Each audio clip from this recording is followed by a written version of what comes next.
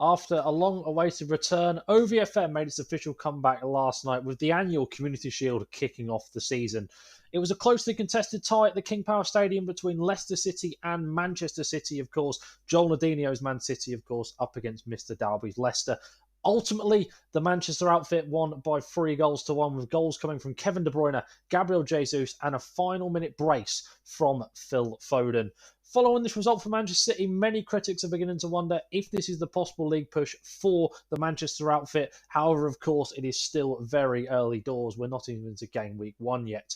Looking over to the other side, of course, to the other Blues, Leicester City, we're hoping to regroup ahead of their first week of fixtures and bounce back with what could be another strong performance, of course. It was only a 3-1 loss against the Manchester outfit. Following on from the Community Shield, there was 2 expedition matches on show to take place for each division, with 2 rivals really getting their heads involved. Starting off with the Premier League, we had, of course, the infamous Merseyside derby. It was the blue side of Geordie in Everton against the red side of Nuthead, of course, with Liverpool. The game looked fairly cagey in the opening stages, and it wasn't until the 6th minute when Richarlison definitely put the nerves on the red side of Merseyside with a quick early goal.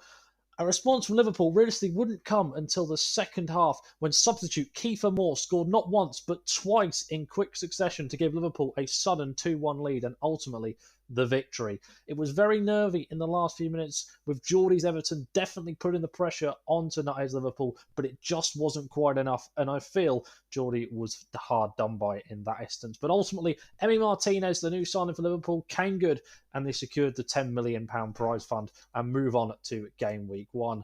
Then, of course, in the Championship, to end the night of action, it was the numerous time league winner of the Mikey, now, of course, at West Bromwich Albion, taking on head of Championship and long-standing member Lewis, who is, of course, now representing his boyhood club of Peterborough. Of course, it was a momentous occasion for Peterborough. It was the first time they would be ever seen in OVFM history, and I think that definitely the expectations were high.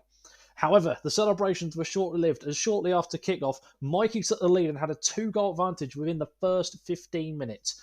Mikey's domination continued onto the game, with the Baggies grabbing a 3rd goal after just 37 minutes, which led the posh boss to make a strange decision early on to make 3 substitutes, not even at the end of the first half, including young pacey striker Ricky J. Jones, who was thought to be a target by numerous clubs throughout the window, but no deal was officially signed. And just 1 minute later, he proved exactly why he was a target when he gave the posh a lifeline with a goal to make it 3-1.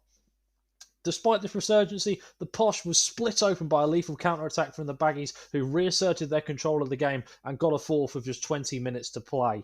Following on from this, Mikey put the game well and truly to bed with a 5th with just 3 minutes to play to secure a whopping 5-1 win over Lewis and the Posh, and solidifying that he is still a danger to anyone he faces in the OVFM for the coming season. Well, that seals up all the action from last night. Of course, stay tuned to catch a preview ahead of the game week 1 with all the key games and all news right here on the OVFM Report. My name's been Xbox United. Thank you very much.